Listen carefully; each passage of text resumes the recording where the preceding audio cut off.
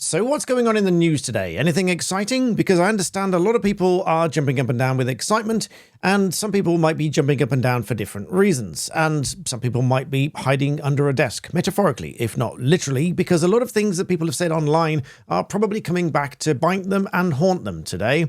After Donald Trump wins a second term, but a non-sequential second term, which I understand to be the first in over 100 years, and what a comeback. Who would have seen that coming? Well, a few people saw that coming, and I think a few people dreaded that coming.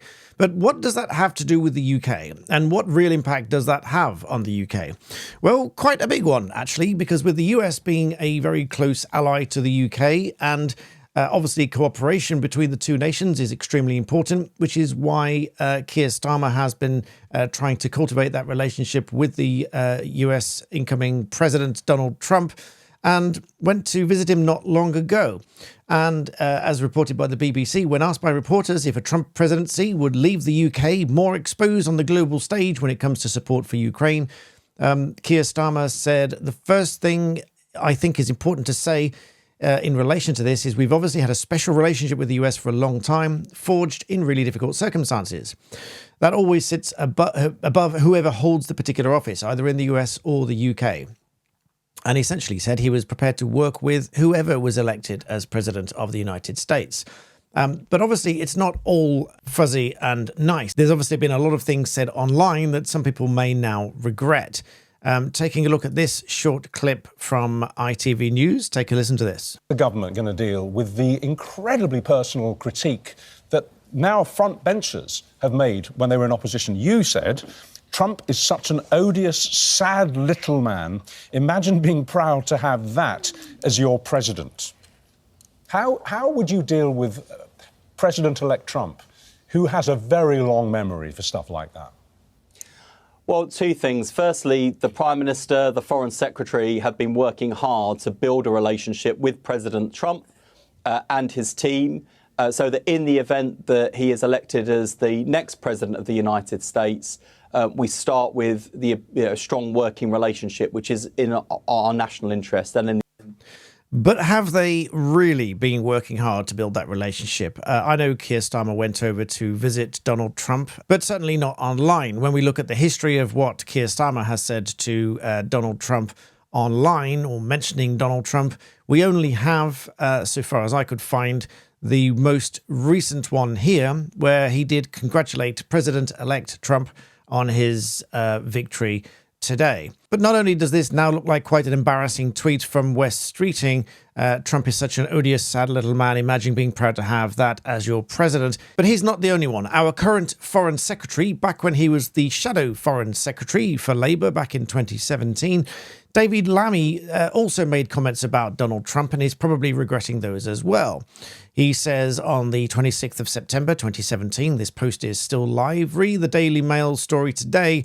"Yes, if Trump comes to the UK, I will be out protesting on the streets.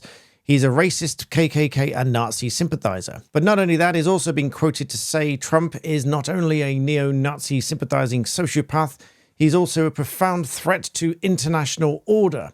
But he did grit his teeth today, however, and congratulated Donald Trump on his victory, and said the UK has no greater friend than the US, with the special relationship being cherished on both sides of the Atlantic for more than 80 years. But just as a reminder, those comments were made by who is now our Foreign Secretary. The role of Foreign Secretary being to promote British interests and cultivate relationships with other nations, other governments, and particularly those that we are allied with, including the United States.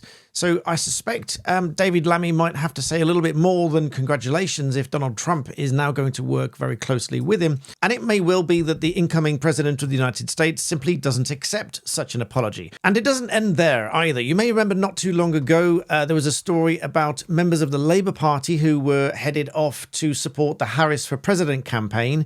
In a now deleted LinkedIn post from Sophia Patel, said that 100 Labour Party staff, current and former, were to travel to the key battlegrounds in the United States, and said that there are still 10 spots available. And a later email from Ms. Patel said that if anyone would be willing to travel to the US to help our friends across the pond elect their first female president, and let's show those Yanks how to win elections. I probably wouldn't have phrased it like that. But the Trump campaign then accused Labour of interference, and this is their statement as reported in The Independent. When representatives of the British government previously sought to go door-to-door in America, it did not end well for them. This past week marked the 243rd anniversary of the surrender of the British forces at the Battle of Yorktown, a military victory that ensured that the United States would be politically independent of Great Britain. It appears that the Labour Party and the Harris for President campaign have forgotten the message. I write on behalf of Donald Trump for President 2024, the campaign, to request an immediate investigation into blatant foreign interference in the 2024 presidential election in the form of apparent illegal foreign national contributions made by the Labour Party of the United Kingdom and accepted by Harris for President, the principal campaign committee for Vice President Kamala Harris. Now, of course, volunteers, unremunerated volunteers, can go and support, but if they are in any way paid, or it's paid, and there are questions over whether it's paid by the Labour Party, that can obviously have quite a devastating effect. And furthermore, the effect that that might have on the UK, now that Donald Trump has been elected President of the United States, this little news report from the 27th of October might come back to bite as well. A source reporting to LBC said that Donald Trump would launch all-out war on Labour if he wins, after this alleged interference with the US election. This source reportedly said that Donald Trump thinks that Keir Starmer is anti-American, a whinging liberal bore, according to a Tory source with knowledge of the Trump campaign. And that's not all. I can see lots of different tensions and discussions between the US and the UK, which will probably now mean lots of disagreement on different things. For example, the arguments about protecting women in women's sports, arguments about borders and immigration, trade deals, international conflicts, and whether or not the UK and the US are going to continue to cooperate with those conflicts, in particular with Israel and Ukraine and so on. But let's also not forget the free speech aspect of all this, because we all know by now that Elon Musk has been very vocal and supportive of the Trump campaign, and they seem to have got along very well. But Elon Musk and Keir Starmer, not quite so much. Aside from the spat between Elon Musk and Humza Yousaf online, Elon Musk was also snubbed from an investment summit, which I personally think was a ridiculous thing to do.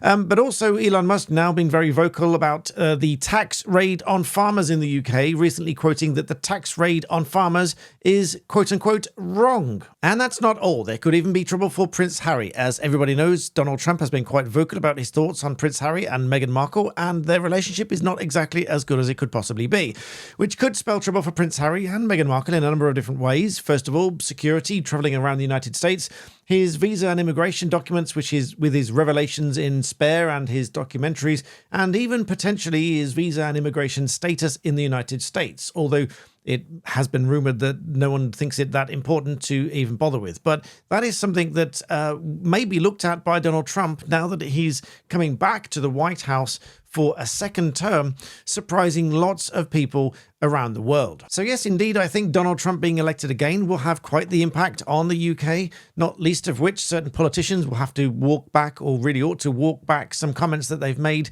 if they're going to maintain and or rebuild that relationship with Donald Trump, with him coming back into office. So please do let me know your thoughts and comments in the box below. And last but certainly not least, if you want to learn something very interesting about the Middle Temple, which is one of the Inns of Court, and its link with America, check out my learned friend Alan Robertshaw's video linked in the description below, and I'm sure you'll find that very interesting. And for now, thanks for watching.